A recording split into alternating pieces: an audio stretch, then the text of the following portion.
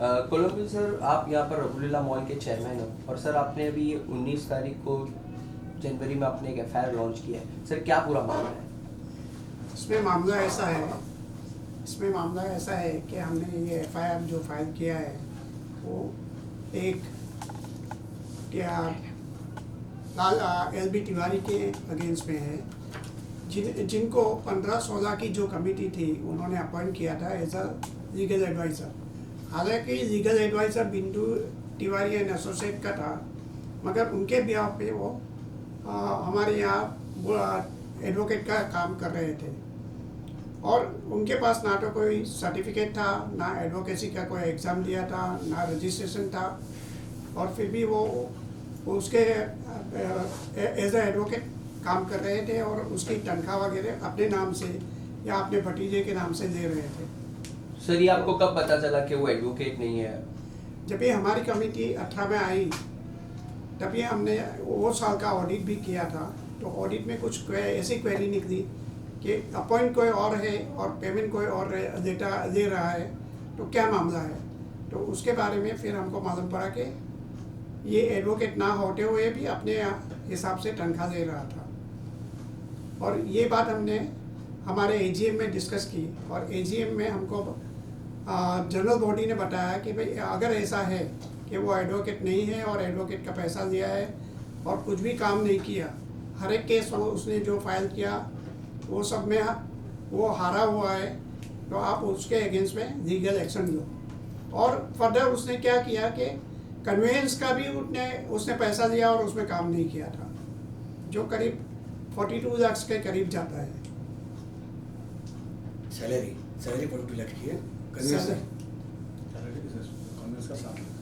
जाहिद जी, आप क्या कहोगे? आप रघुलीला मॉल के आप सेक्रेटरी हो सर, क्या पूरा मामला है ये? सर ये बेसिकली ये मामला फ्रॉड और चीटिंग का है। ये फ्रॉड ऐसे है कि 2018 में जैसे चेयरमैन सर ने बताया कि he was appointed as a legal adviser, but when we check the appointment we found that the legal adviser was Bindu Tiwari and associate, and he was working as an assignee for the Bindu Tiwari as a legal adviser. तो जब general body में ये सब बातें discuss की गई कि payment was given to some other person, तो हम लोग को पावर दिया गया कि आप प्लीज इस पर इन्वेस्टिगेट करके अप्रोप्रिएट एक्शन लीजिए और सोसाइटी का अगर कोई फंड मिसयूज हुआ है तो उसको रिकवर कीजिए। तो ऑन दैट पाथ हमने कांदिवली पुलिस स्टेशन में नवंबर 2019 को एक एप्लीकेशन डाला था थ्रू हमारे सोसाइटी एडवोकेट राघवेंद्र मर्ता के ये जो एलबी तिवारी है ये एडवोकेट होते हुए ना होते हुए भी इतने लीगल एडवाइजर का काम किया और काफ़ी सारी सैलरी ली। उस हमारे जो एडवोकेट ने मुंबई हाईकोर्ट में एक आरटीआई डाल के बार काउंसिल से एक ओपिनियन निकाला कि क्या ये एडवोकेट है। तो हमको बताया गया कि ये बार काउंसिल में ये रजिस्टर्ड, ये देखिए आप लोग, ये बार काउंसिल का फोकस ये बताया गया कि लालचंद बद्री प्रसाद तिवारी और मैसेज बिंदु Tiwari and associate is not the lawyer in the year 2019। तो जब हमको ये पता लगा कि ये लॉयर ना होते हुए भी लीगल एडवाइस कर रहे थे, तो जब हमने और कुछ छानबीन की, हमने रजिस्टर ऑफिस में भी हमारे खिलाफ काफ़ी सारे फ्रॉड फौज केसेस करता था, तो हमने वहाँ पर भी एक आरटीआई डाला और गवर्नमेंट से पूछा कि क्या ये ऐसे ही कोई मामला और कहीं पर कर रहा है एडवोकेट बन के। तो हमको वहाँ पर भी पता चला कि ये रजिस्टर ऑफिस में भी अपने आप को एडवोकेट बता के कई सोसाइटियों में, जो मैं आपको भी ये कुछ लीगल मैटर्स की वजह से I can not show you that this thing, उन्होंने वहाँ भी किया हुआ है। ये सब चीज़ें हमने जमा करके एक एप्लीकेशन के द्वारा कांदिवली पुलिस स्टेशन को दिया और कहा कि अगर ये फ्रॉड है और सोसाइटी को ठगी गई है तो आप में इन्वेस्टिगेशन कीजिए और सोसाइटी को न्याय दिलाइए। हमारे 42 lakh rupees as a salary he was withdrawing around 1 lakh for 1 year and then he was given 1,25,000 per month. Sir a person who is not an advocate was paying 1,25,000। तो हमने कांदिवली पुलिस में ये दिखाया। अब कांदिवली पुलिस स्टेशन ने इसको 1.5 साल लगाया इस एफआईआर को रजिस्टर करने के लिए। काफ़ी छानबीन करने के बाद उन्होंने फिर ये एफआईआर 19 तारीख को रजिस्टर किया।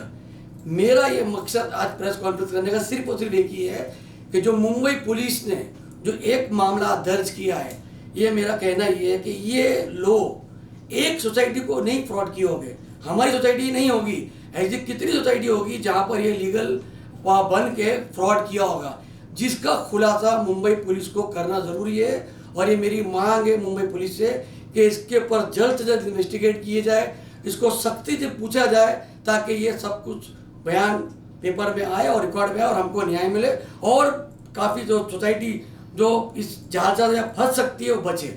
मेरा ये कहना। उसी तरह हमारे कमेटी मेंबर है मिस्टर सुदीप पुरकिया जी, ये भी कुछ कहना चाहेंगे। और सर लेकिन एक और सवाल था आपसे, आपने एक कुछ उन पे और कोई लीगल केस हुआ है, कोई मॉल की लेडी ने उन पे केस किया, वो क्या मामला है? उसमें आप प्राइम विटनेस हो। इस मामले से काफ़ी अलग है मामला। वो 2017 में एक लेडी की में उन पे मोलेस्टेशन का केस हुआ था, उसमें मैं प्राइम विटनेस के तौर पे मैंने गवाही दी थी। तो यही कारण होगा उनका, जो हमारे ऊपर एलिगेशन पे एलिगेशन करना और गलत गलत चीज़ें करना, काफ़ी केस करना रजिस्ट्रार में, जो कि हमारे पक्ष में सारे के सारे केस हमारे पक्ष में आए हैं और आते रहे, क्योंकि हम लोग सच है और सच के साथ में ऊपर वाला भी है और मुंबई पुलिस भी है। कमेटी मेंबर्स, आपका क्या कहना है पूरे इस मुद्दे पे? देखिए, मेरा ये कहना है कि भले हम लोग एक सोसाइटी की बात कर रहे हैं, लेकिन ये सोसाइटी का साथ कम से कम 10,000 आदमी जुड़े हुए हैं उनका रोजी रोटी लेके। तो आज का टाइम में ये ज़्यादातर आदमी काफ़ी छोटा व्यवसाय मतलब बिजनेसमैन है, उनका कमाई का पैसा मेंटेनेंस में उन्होंने डाला है मॉल को चालू रखने के लिए। और 2015 या जो पीरियड में ये लोग थे, वो टाइम में मॉल बंद का कतार पर आ गए, उसीलिए हमारा नया कमेटी एक्चुअली फॉर्म हुआ है। और वही टाइम में हम लोग देखे कि बहुत सारे पैसा का हेराफेरी हुआ है जिसका कोई हिसाब नहीं है।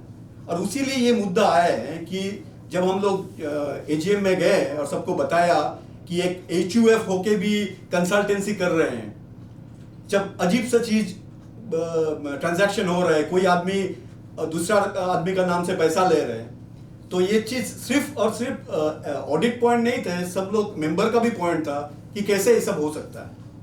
तभी जाके ये चीज हम लोग को पता लगा कि ये आदमी एक्चुअली एडवोकेट ही नहीं है, लेकिन अपने आप को एडवोकेट बोल के सबको घुमा रहे थे।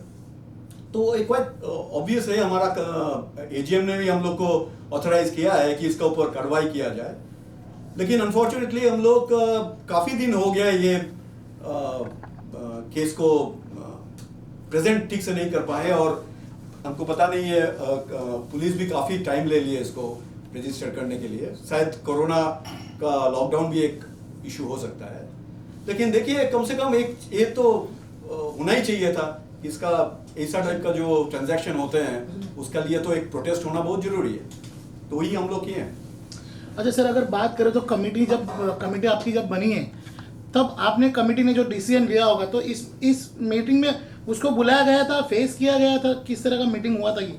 यस, जनरल बॉडी में भी वो आए थे और उन्होंने ऑडिटर पे ही क्वेश्चन कर दिया। उन्होंने उस जनरल बॉडी के बाद में जनरल बॉडी बेकार है, सही नहीं है, ऑडिटर ही चोर है, उसके खिलाफ भी डिप्टी रजिस्ट्रार में उन्होंने केस फाइल की थी, वो भी केस हम जीत के आ गए। तो ये कैसा है सर, इनके खिलाफ जो बोलेगा वो होगा चोर, वो होगा फ्रॉड। सर अगर बात कर तो एक बड़ी चोरी है, छोटी चोरी नहीं है, तो पुलिस ने इतने 1.5 साल के बाद जो एफआईआर लिया है, जो भी एफआईआर में जो भी कलम लगाई है, कलम ऑब्वियसली अवेलेबल है, तो आपने ये बारे में कैसे कमिश्नर को पत्र या ट्वीट करके कंप्लेंट नहीं किया इसके बारे में? सर इसके बारे में हमने तो काफ़ी सारे मिनिस्टर्स को भी लिखा है, और मिनिस्टर में जैसे श्री असलम शेख जी को भी हमने एक लेटर द्वारा इन्फॉर्म किया था। कोऑपरेटिव मिनिस्टर सतीश सोनी उस वक्त के, उनको भी लेटर दिया गया था, बट किसी कारण से वो उन्होंने कुछ नहीं किया, वो मुझे उसके बारे में पता नहीं। लेकिन आज जो कांदिवली पुलिस स्टेशन में 2 दिन पहले किया, सब डॉक्यूमेंट खंगालने के बाद ऐसा बताया जा रहा है कि उन्होंने कोई डीसीपी से भी अप्रूवल लिया है, लॉ ऑफिसर से भी अप्रूवल लिया है, तब जाके ये 1.5 साल में ये एफआईआर दर्ज हुआ है। क्योंकि उसकी पहुंच और डर कांदिवली पुलिस स्टेशन में भी काफ़ी है, क्योंकि उनका एक मोडस ऑपरेंडी है कि जो भी ऑफिसर बोलेगा उनका यूट्यूब वायरल हो जाता है।